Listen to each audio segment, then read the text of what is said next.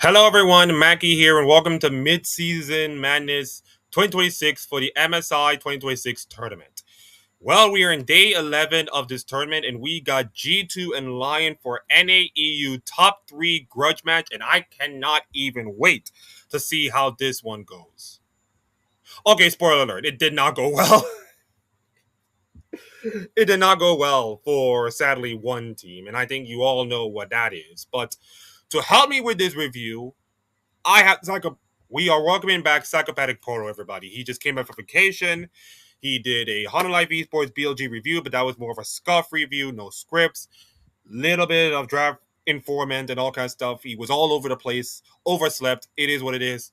But he's back. He is back to get ready for his full review to talk about this series.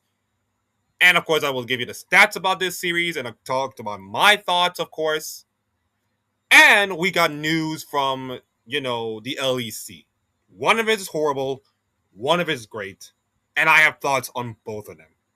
Okay, so this is going to be like an extended version, European version of the mid-season madness, of course. But let's just say it is not a great day to be a G2 fan. I mean, the T1 victory, yeah, great day, happy day. But my God, this is just horrible. So, without further ado, I want you to sit back, relax, and let Psychopathic Poro guide you through this entire review. And before that, I have to give you a warning. This is going to contain a lot of explicit language, which is may not suitable for children under the 18 years of age. Viewer and listener descriptions are advised. Okay, Mr. Poro, time to review this series. Of this scale for a while now. Let me go back. Hey guys, Poro here with another MSI daily recap, this time for the ultimate grudge match between NA and EU, G2 versus LYON. The winner will be top 3 at the International, something we haven't really ever thought possible at an event of this scale for a while now. Ever since MSI became a double elimination format in 2023, the furthest any Western team has gotten is 4th, and it only happened once. Now we get to see the NA 1 seed and the EU 1 seed duke it out for that bronze medal. For the series, I'm going with G2 beating LYON 3-1. LYON's run to get here is... Well, he got the scoreline right. I give him that. Oh, wait, didn't I? Wait. You said 3-1? Bless his soul, man. Bless his soul. Bless his tiny little soul. It's been quite underwhelming, at least compared to G2 taking down both top esports and T1 to cement themselves as a real international threat. I expect G2 to be able to overwhelm LYON's slower play, and for the first stand grand finalists to get their second impressive showing for the year. With that out of the way, let's get right into the first game. Game 1 draft is a massive LYON stomp. I'm not sure what G2 were thinking at all. They initially grabbed some good picks like Jarvan and Orianna, and their first 3 looked alright, but then they completely threw the entire comp away with their 4-5. They have a Jarvan and an Orianna already, the enemy team locked Sylas on 4, and G2's master plan was to go Ashe Seraphine, giving Sylas 2 more great ults, making the Sylas hijacked Jarvan ult more OP, and also picking a losing 2v2 matchup into Ezreal Karma. It's perhaps the worst 4-5 they could have ever possibly gone. Like, come on. Dylan Falco. We'll get to Dylan Falco later on, but come on. Let's just give Ashe Seraphine to a guy who knows how to steal Ashe Seraphine. Let's just do that. Let's just give Ashe Seraphine to a guy who can steal Ashe Seraphine with his R's and his ults. Like, give me a break, man. Give me a break. That is where you know something goes wrong. This is where you look at the draft and you look at everything that's gone through and you're just like, where was this drafted masterclass against T1? Where was this? This is not the G2 I know of from that T1 series. Like, did they really respect Lions too much? Did they really respect them? It's like, what are you doing, G2? What are you doing? Anyways, I just get over myself. I mean, it's not like this draft is going horribly bad, isn't it? Oh, wait. Here, Dokla even last picks a bad lane matchup just because it's so easy to counter this comp later on, and I think LYON should demolish this game. As expected, LYON's game plan in this one is to just stack Drake since G2 so gracefully gave them perfect conditions for it. The early game was pretty slow, with the lanes just ping-ponging for 9 minutes as LYON take Drake 1, and eventually LYON go for a bot dive as G2 cross-map a top gank. G2 grab grubs, but it's definitely LYON who are ahead so far, and they continue bot side pressure until second Drake spawns, and they take that on spawn as well. Before Herald, G2 try to go top and trap Dokla, but he plays the situation well by flashing forwards and getting down some valuable damage. With this health lead, LYON all feel good to go forward aggressively in the fight, and with Inspired and Saint's big engage, G2 end up losing out, and LYON are able to get a great setup to take Soul Point Drake for free, letting G2 take the Herald instead. Now it's going to be all about late game objectives that will decide everything if LYON can secure even one, so G2 have to play perfectly from here to win.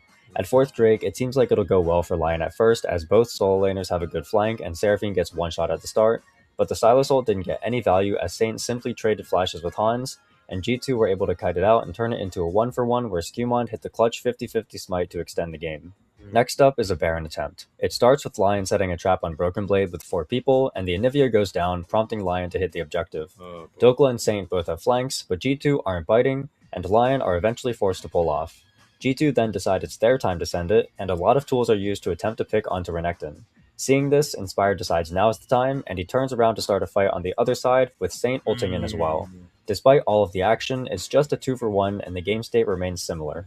The game is decided shortly after on the Soul. Inspired is chunked a bit walking in, so to avoid slowly losing, he flashes in an ult, kickstarting the fight.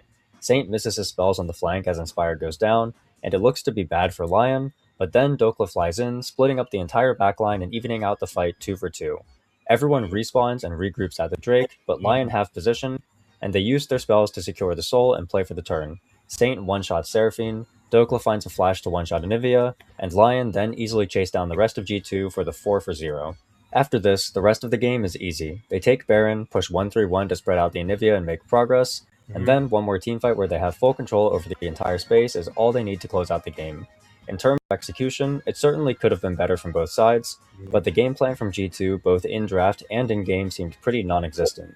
It's the type of loss that can maybe be written off as a one-off disaster, but this could also be the start to some big momentum for LYON moving forward. Also Great true. game from Big Dokes, nothing else to say for this one. Game 2 draft is G2 favored for me. Okay, a little frame rate is pretty much chunking it a little out. So, yeah, I never say I never hear the words Big Dokla having a big game before. Like normally you associate Dokla with like losing lanes gracefully and having some big fights and all kinds of stuff. But I never expected Dokla to have a big game like that. Huh. And outclassing Broken Blade, your former teammate from TSM, like wow, I did not expect that. That's incredible. That's weird. But game 2, it's gonna get a whole lot better. If you're a G2, game 2, it's a really better draft from game 1. Look at this draft. Look at this beauty. This is absolutely beautiful. This is absolutely flawless. Of course, this is absolutely beautiful. There's no way that G2 Esports loses like a draft like that when the draft was a little bit better. There's no way, right? Right? I liked what LYON had going for a while, as it seemed like they were gearing up for Arion 5 for a good side lane and a strong mid-jungle duo that can play well into the G2 carries, but then Saint pivoted to Victor, and now I'm perceiving huge side lane problems for LYON in mid-game, with Pantheon pressure allowing Yasuo and Cassio to run rampant in their matchups. It felt like LYON were pretty stable until the 4-5, where they backed down a bit in favor of a comp that needs less execution to succeed, but in the process, they don't have a real comp identity anymore. Straight away from the get-go, it felt like G2 were trying to play this game too quickly. Skew did 3 bot side camps into bot side gank, and there's a reason why this is usually not the angle. Inspire was in position to cross-map the top side camps, so even though G2 got the initial bot kill, Lee is going to have a massive camp lead in the long run. Isles even goes for a pretty psycho-looking play extension that results in Lee grabbing a kill, so Inspired starts off the game up 500 gold. Then Lebrav and Skew try to go mid to help Caps get a reset, but with the knowledge that Isles and Inspired are in the area, they think they see an angle to go in anyway. As far as I'm concerned, G2 are lucky Inspired missed his Q here, because if he didn't, Lee was getting even more fed. G2 just need to play to make early games stable so they can win with their side lane comp later, but they're playing as if they need a massive lead. LYON then make a series of strong topside plays. First, Inspired is in the area, so Dokla goes for what would normally be a Grief teleport, but it's actually a bait as Skewmon and Broken Blade are both chased down and killed. Then, shortly after, Dokla finds the solo kill onto Yasuo, and this is a massive problem for the game, because if Yasuo is behind the Gnar early and can't win side lane, the G2 comp doesn't function at all and is actually just losing. Then Lebrav and Skewmon go in mid, and it's a bad angle yet again, as everyone on LYON is there to punish, opening up the lead even more. Once again at 10 minutes, Lebrav is looking for an angle that isn't there, as G2 think they maybe have a catch top, but LYON are all ready to support their top laner, and it's 2 more kills for LYON as the entire game plan crumbles for G2 from here. The next few sequences are LYON masterclasses, as they show how to open up leads when their carries are ahead on gold. With some Lee Sin clip farming and good map rotations, LYON extend the game to a 6k gold lead, and it seems like it's all but over. G2 finds some life in the game though, and it starts with Inspire trying to crash Herald into the mid-tier 2, where he's quickly shut down and delivers a large amount of gold straight to Ziggs. Then LYON play for the bot tier 2, but Ziggs is able to clear the wave, and Caps gets some free time to push top and get even more gold. The gold lead is now 4k. Then at Drake, Skewmont catches Berserker going for a reset, and this turns into 1 kill and the objective. Yes. Now G2 have Soul Point, and it officially means they've got a win condition. Yes. With a ward on the Gromp Phaelite, G2 see an angle to get another shutdown, and the Pantheon ult spot to kill Gnar, and now the gold lead is down to 3k. Yes. Feeling the momentum shifting in their favor, Yes. G2 make the call to start Baron 5v4. However, it's a pretty bad call. Yeah, no kidding. Even Nightmare Initialize, who streamed the entire thing from their G2 offices, another one of those bad omens, of course, that happened that day. They were looking, why they going for Baron? You have all the momentum. You got Soul Point. Just play it slow. Just do what LYON did in their tournaments, in their LC run, and just be fun. God, the game is not even 30 minutes old. You can just bleed it up for the next 5 or 6 minutes. Just why you have to go to Baron, for God's sakes? And I think Poro will tell you why. All LYON have to do is stall 17 seconds for the Gnar to respawn and teleport in, and it doesn't matter who secures the Baron if LYON end up wiping the fight. G2 also have nobody who can tank the objective, and LYON have plenty of poke. With some great baiting by Saint, LYON are able to stall effectively, win the fight 5-0, and just like that, the game is over. It's certainly mildly concerning that LYON had such a large lead and started to let it slip away, but in the end, it's the top side for LYON that hold it together enough to take them to match point. G2's draft was definitely playable, but it felt like the team didn't understand the win conditions and played too aggressively at the wrong moments. We'll see if NA can complete the sweep, a result that would surprise most people. Game 3, I'm taking LYON's comp. I mean, well, this is easy. Jay's first pick. This is already a losing matchup already. Listen, this matchup, listen, you know that G2 are tilted the moment that Jay's first pick is going to happen. This is, like, you know the game is over when Jay's first pick is happening. And then let's just give Bard and Caitlyn, the bot lane duo who's just dominated bot lane, the face-off against Yonara and Lulu. Yeah, that's not going to be even close. That Caitlyn, Bard, not even close. And then you got the Trundle, of course, and then the Rise, of course, for some glow ultimates. Yeah, this is straight up game over. This is literally straight up game over from like first 3 picks, I guess. Like, they're gone. G2 mental look fragile. Absolute fragile. And this is a team, by the way, who reverse swept top esports, for God's sakes. How could a team that done well against top esports, done well against T1, and then mentally collapse against this? Like, I just can't. I just can't. And they have a good driving game too, but they did not execute it well. And then they have to come back from behind and made a horrible decision to do it. And then this is just the tilter. This game was actually the tilter. Poro just finished them off, put them in the grave, I guess. Feels like G2 are a bit shaken up and are drafting some stuff their team normally wouldn't do with blind Jace and early Syndra. And with every pick G2 goes, the Bard for LYON looks better and better. Dokla last picks Olaf to punish a lot of what G2 has. And I think LYON have a lot of different win conditions to knock. Oh my god, where's the Kled? Where's the Kled? Where is the Poppy? Where is, I don't know, everything? Where, like, this is like bland, boring G2 draft, which is fine in hindsight, but this is not the G2 draft. This is not G2. G2 are going for some crazy, chaotic drafting, like your Cho'Gaths and your Kleds, and maybe, I don't know, your Vladimirs or something. This is just the most boring draft I've ever seen from a well-experienced coach, by the way. A well-experienced coach of Dylan Falco should just draft at least some decency, of course, some crazy decency. If you're gonna go out with some craziness, not with this BS. And, of course, LYON just give away all of that for free. Like, put me on my misery. Just put me on my misery right now. Knock down the fairly fragile carries on G2's. Even the draft, even the chat on Poro's chat, just like, wrap it up. Like, wrap it up. They just knew it was over, man. They knew. They knew it was over. Side. If LYON can execute, it's probably a 3-0. Not to be outdone by Skewmont's 3-camp gank from last game, Inspired starts out this one with the even better cheese known as the 2-camp gank, and this nets LYON a kill before the 2-minute mark. Inspired then revisits bot again, and this gank definitely caught G2 completely by surprise, because almost any other jungler would either invade Raptors or take bot scuttle here. Instead, it's a Bard portal play, and not only do they get both flashes, they even kill the Yunara as well to open up a massive lead in the bot lane 2v2. Yeah. At 7 minutes, G2 undergo a complete map-wide collapse. Yep. It starts with another portal play with the jungle to try to take down Yunara, then Ryze ults in to kill Skewmon to make the play a 1-for-1 overall. Then when Cap starts walking down to match the play and get the G2 bot lane back to their turret, he's jump scared by an Olaf who walked mid, and the Syndra blows flash while still dying. Broken Blade is left alone top and tries to take plates, but he's not ready for the LYON bot lane to rotate up the top, and another portal play is enough to take him down as well.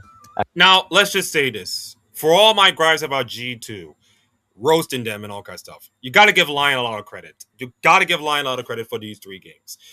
I mean, especially game 3, this was a map masterclass by Inspired, and yeah, this was an incredible game. I don't think G2 were even prepared for all of this. G2 were never prepared for the map movement of LYON and Inspired. Like, it's just an incredible. It's the Inspired masterclass, man. What can you say, man? This guy right now is the NA Western GOAT. He's the NA Western GOAT right now. He's the NA jungler GOAT at this point. This is just unbelievable. He may be a hothead, but my God, this guy is unbelievable. And I said this in my preview, guys. I said this in my preview that he and Dokla are kind of like the no G2 from the back of their hands, from the literal back of my hands from last year. Like, they have a capability of beating G2, and lo and behold, they did. They did. So, what's your excuse, I guess? After trading objectives and not doing too much, Skewmon goes bot to set up a potential dive, but Inspired is there initially, and then G2 overstay thinking Trundle might complete his recall, which leads to a chase down sequence as soon as Bard gets there, where he hits them with a TikTok combo to grab 2 more kills and a tower. This play opens up a significant gold lead for LYON, and now they're truly in the driver's seat. They make a few plays here and there that help out the game state little by little, but no death sentences are found. On Drake, LYON uses their superior setup to secure that and start a fight, but it's only a 1-for-1. Then they find a catch top that looks like it may turn into a big skirmish, but once again, it's just 1 kill onto Syndra. Skewmon tries to re-engage and goes down, but it's again only the 1 kill, and LYON can't even do Baron due to their blinking health bars. After continuing to worm their way through with small advantages, a big play finally occurs. It starts with Isles finding a Bartle onto Lulu to grab the initial kill, and LYON immediately turn onto the Baron. G2 move over to contest, but Caps isn't prepared for the Caitlyn damage and goes down when she matches him, and the rest of LYON play the Baron very patiently, unwilling to go for the 50-50 and waiting for Kate to regroup before playing for the turn. The 4 other members of G2 are killed, the Baron is secured, and LYON are barreling down mid lane. With the Baron push, they're able to grab every mid turret, the mid inhib, and both Nexus turrets, but they make the call to leave, thinking that going for the end is too greedy. They have And also, I think it was Sane trying to do a montage play with 4 people and got killed, man. It's like, that's just too much, man. That's just too much. Save it for the 100 Live Esports. Save it for 100 Live Esports, please.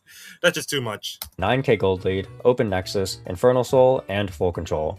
Syndra gets caught bot trying to push out the wave, and now LYON wants to go for the end. It's time for the Saint show though, as he realm warps into the entire enemy team and kills himself. Saint. Dude. Too much, man. Too much. Calm yourself down, brother. Realm warp into 4 people while you're trying to win the game. Like, dog, come on, dude. Calm yourself down. Easy, brother. Giving over a huge shutdown and chopping the gold lead by 3k instantly. G2 then use this kill to take Baron for themselves, and all of a sudden, we have a game again. G2 are able to hold out until the Elder, and it's this objective fight that will decide it all. Caps lands a stun onto Caitlyn, but Isles is there to McHale's it. The Trundle Pillar goes down to punish the step forward, and G2's critical members are chunked. Just look at Dylan Falco. Just look at Dylan Falco. Goes down to punish look at the step forward. Look at him. Look at him. That's a guy of defeat. That is a guy of defeat. That's a guy knowing that this is his last ever. Yes, I'm kind of spoiling it to the end right now, but this is probably his last ever series ever, Mike.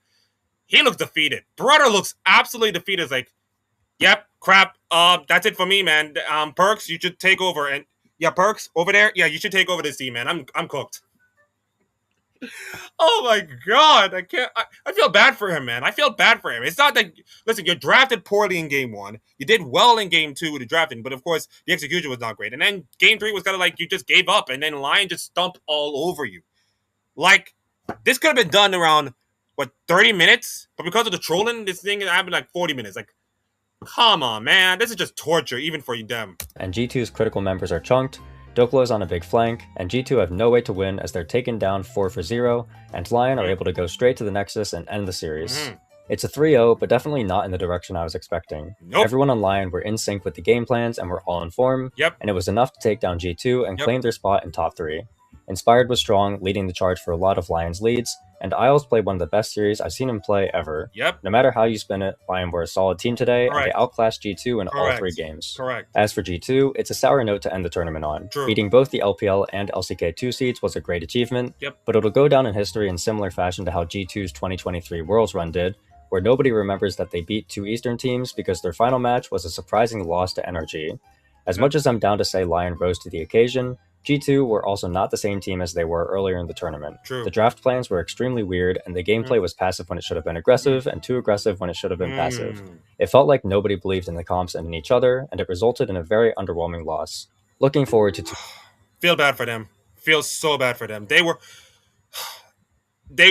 could have done better. They could have really done better. Yeah, I think he's right. This is kind of like 2023, which, by the way, Dokla was on that 2023. Dokla was on that 2023 NRG team that beat G2 in the Swiss stage to make it to the quarterfinals, and that was even more sour note than that. This is even worse. This is even worse. This is absolutely even worse than 2023 by a country mile. Here are the series scores, of course. Saints 6-1-6 on the silence, 12 KDA, 71 kill participation, and 20.8k damage. Dokla 5-1-7, 12 KDA, 67 kill participation, and 14.3k damage. Isles on the board, 3-4-16, 4.8 KDA, 83 kill participation, and 9.3k damage. My player of the series, my 3 stars, of course, is Inspired. I think Inspired deserves that.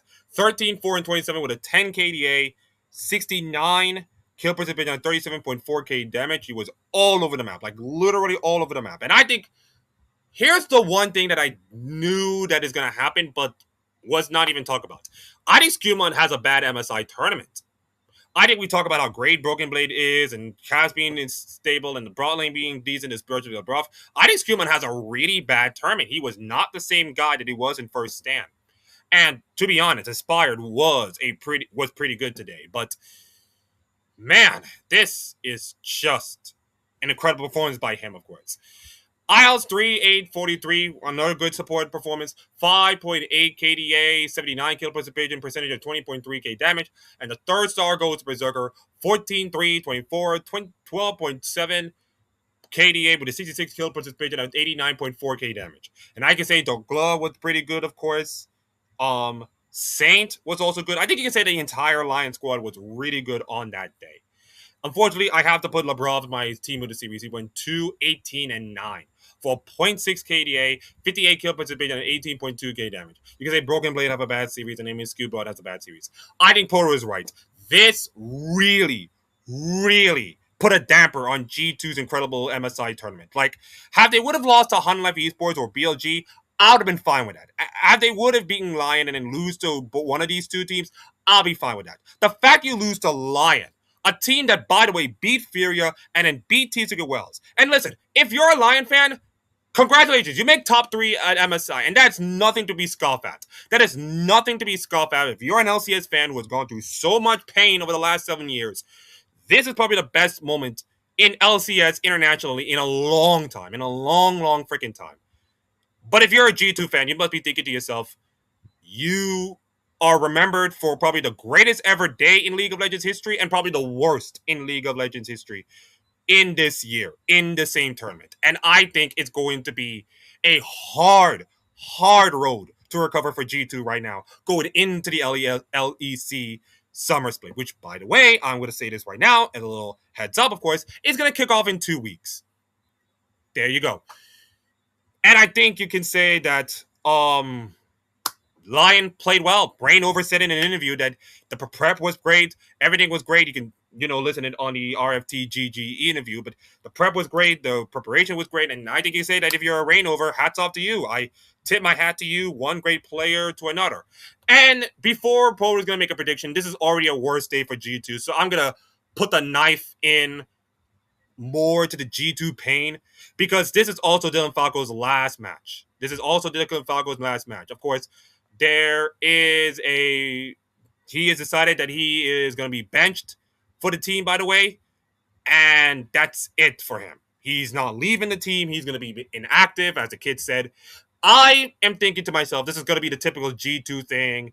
Dylan Falco is going to take a vacation. He's burned down with so many matches and all that stuff. And then maybe you can say that, yeah, he's going to be back for LEC Summer.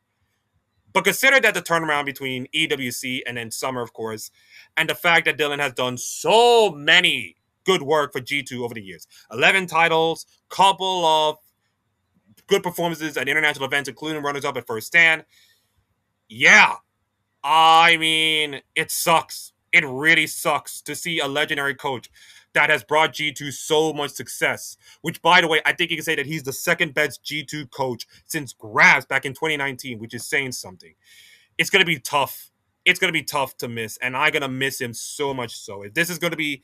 listen, I do not want this series to be the lasting legacy of Dylan Falco's incredible run with G2. It hurts that that last series hurts him so much from a legacy standpoint. That's a stain on his resume that will forever be tarnished, but I do not want that to be the lasting legacy. I think his performances with G2 has been great. His draft in masterclass is incredible, and if this is it for him, I will say 07 to him. What a great guy, what a great manager to G2, and a great business to him, and he deserves some love. Now, unfortunately, or fortunately, Perkz is going to be the head coach.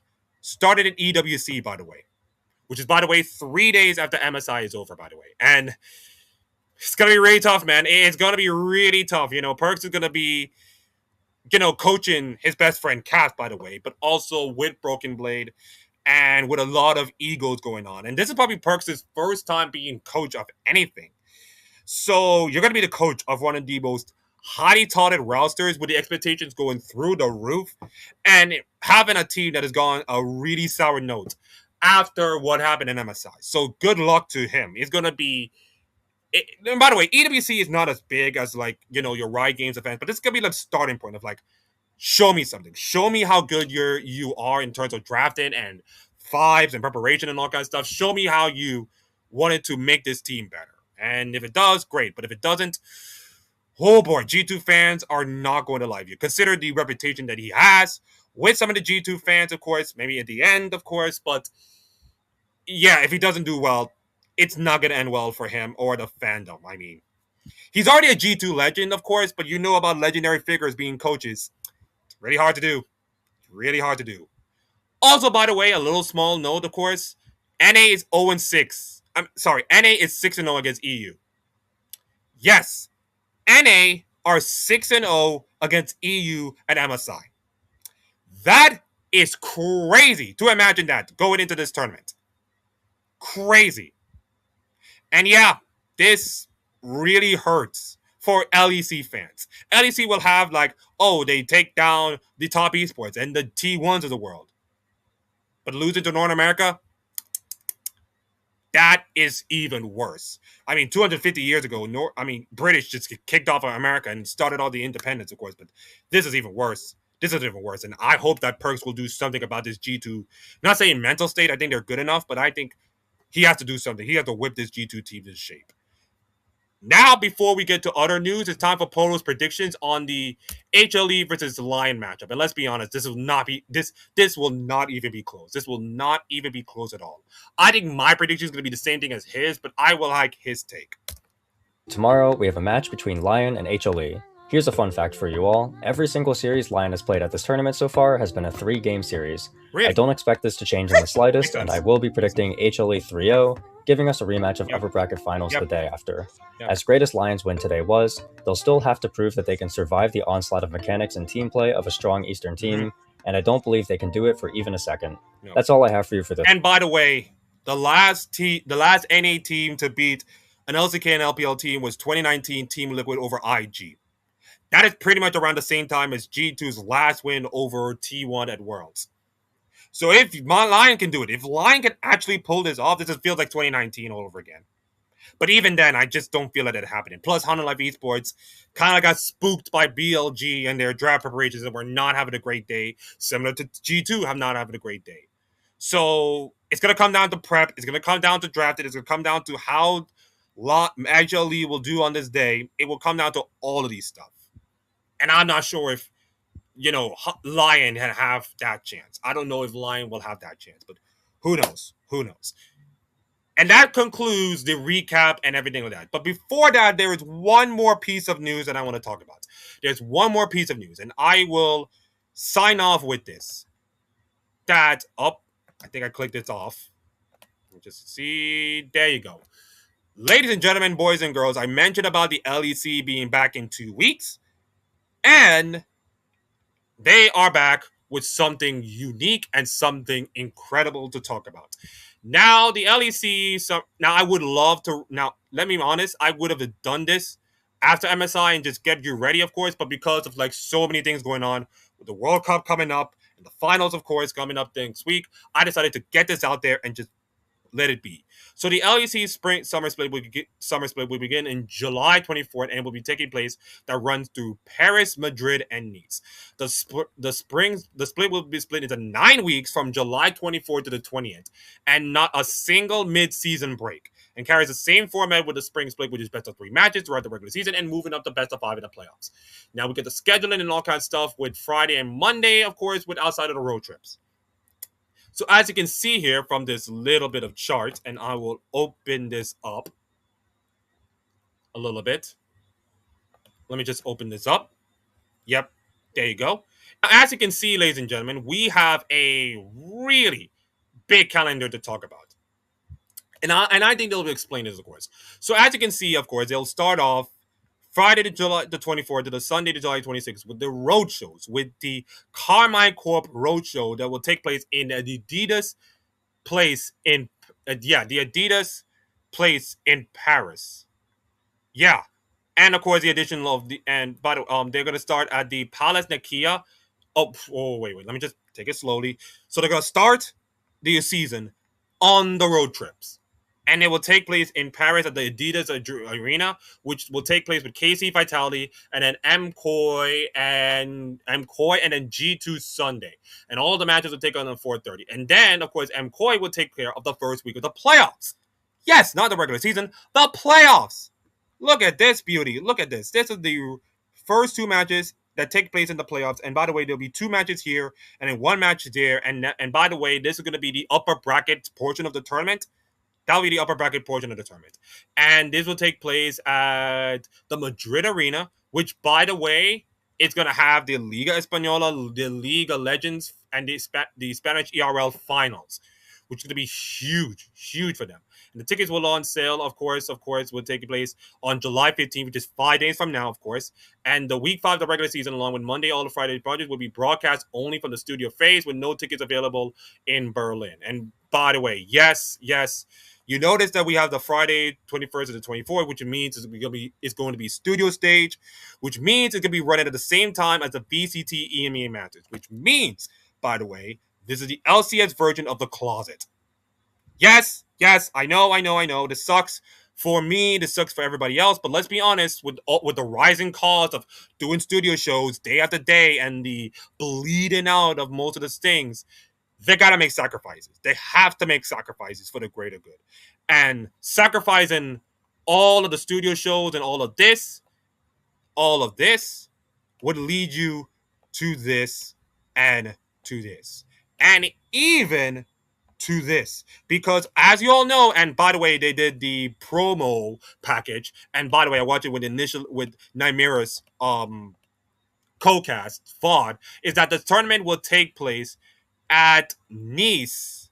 Yes, at Nice for in the Palace Nikia in Nice for the tournament that takes place in the 18th to the 20th to crown the region's champion and the final world seeds. And as you can see from the bracket, by the way, so this is where the MCOY Road Trip will take place in the Madrid Arena. And by the way, the winners of these two will qualify for Worlds because the top 3 seeds will go to Worlds. Thanks a lot, G2, for ruining our chances to get 4. And yeah, by the way, this is going to be where Nice is, and then the regular studio matches will be taking place here. And then for the next 4 days, it will be all about Nice. And of course, the shot to see who will LEC champion, and of course, who is the MSI champion. And by the way, I will show you where the finals will take place. I will let me just type it in perfectly. That's the Palace not Nikaya. Okay, Palias Nakaya. Okay. I will show you, by the way, the stadium for the LEC finals. And I said this is a really good stadium. It's got some good reviews. By the way, they had Evo in this tournament. Yeah, this tournament had Evo, France, of course, that took place. It's a pretty nice setting. It's a pretty nice stadium. Like, look at this beauty. This is a beauty. This could hold like 5,000, 6,000 place event. Let me just see the attendance, by the way. Let me just see the attendance of this stadium. This has to be like 4,000 people attending this stadium. Oh, by the way, I have to move the webcam, of course. Don't want it to invade the time. Um, this is a 1,500 to 6,000 with a 9,000 capacity, of course. And if it does for concert, 50,000. But for League of Legends and esports events, maybe you can do like almost close to 10,000. Which, by the way, packed with French fans, crazy notorious French fans, and if you say Carmine Corp would be in this finals, my oh my, it will be crazy. It will be absolute crazy if that happens. Crazy if that happens. So I said this is amazing that we have an event in Nice. Normally it would be like, I don't know, maybe in France or in Marseille, probably the easiest one, but to do it in Nice, that's pretty cool. And I heard there's going to be a lot more events in probably London. Hopefully, we get more events in London. And just like, okay, I have to say they are cooking. The LEC has really cooked with this one. And I got to give them credit. And this is going to be fun. So let me recap, of course. We're going to LEC begins 2 weeks from today at the time of recording. And we'll start in the Roadtrips with Carmen Corp. And then you got your regular season best of threes running from Friday to Monday with 2 matches per day. And then there's no breaks. And then we got a studio stage, which, by the way, going to be taking place in the closet. And then back to 3 matches with best of twos and then best of with 3 matches, of course, determine seedings and tables. And then road trip for LEC road trip, of course. Then you get then you got 1 match, of course, for the playoffs. I think it'd be back in the regular studio, of course. And then best of 5 matches in Nice to determine the champion and the final seedings for World taking place in North America. Actually, in America, by the way. So yeah, that concludes me talking about LEC Summer Split, but also concludes probably the worst day in G2 history. You could say that. There have been horrible days in G2's history. The vacation G2, the 2019 finals G2. I could say that this is probably one of them because of the highs they have reached, but also the absolute lows they have reached. I'm sorry. Listen, give LYON their flowers. They've earned it. They played well. They prepped well. They used the map well. Inspired, played well. But this is a scene. This is an absolute stain on this incredible G2 MSI run that is, I think Poro said it, and I think I said it again. This feels like 2023. This feels like 2023 when they did so well, and then they kind of botch it against an NRG team that kind of punch above their weight, was never supposed to be in this level in the first place, and they kind of botched it. So, and I think this has started a trend of like North America just beating European teams like out of nowhere. Just out of nowhere. We've seen it in the NRG series. We've seen it in the FlyQuest series. We have seen it, of course, when EG did it in 2022. And of course, we have seen it today, by the way. This is a weird thing. It's just so weird that the LCS is just not as strong as the LEC in terms of teams, but also when it comes to like expectations, when they're like nothing to lose, they just flip the switch and just go on gangbusters, and it's just wild to me, just wild. The real question is that can they beat LCK and LPL? Something they have never done in 7 years, and I think that'll be a problem. That would be a real problem. If they do that, then I can say that LYON's reputation and Inspired is going to be elevated to the roof, regardless of what happened in MSI, regardless if they lose to BLG or not. They don't. It is what it is, and we get the Hunter Life Esports BLG rematch, which, let's be honest, I have that for my finals, no problem. But LYON have to show up tomorrow. LYON have to literally show up tomorrow the same way as G2 show up against T1. They gotta show up believing. So anyways, thank you all for watching. If you like this video, please like the video. If you wanted to comment, please comment. And if you wanted to talk to me on my shorts, my TikTok, you can just talk to me on my socials and TikTok. Of course, I'm not an active person. I go on X and I don't go on Instagram that much, but I'm around. I'm around, you can say that. So, anyways, thank you all for watching. Drink some water, get your pets neutered, all this kind of stuff. And love yourself, love your neighbors, and all kind of stuff. And I will see you all tomorrow to recap 100 Life Esports versus Lion. And let's be honest, it will not end well. It might go 3-0, but who knows? Who knows? It might be a shorter series than this one. Anyways, thank you all for watching. Peace out and walk good.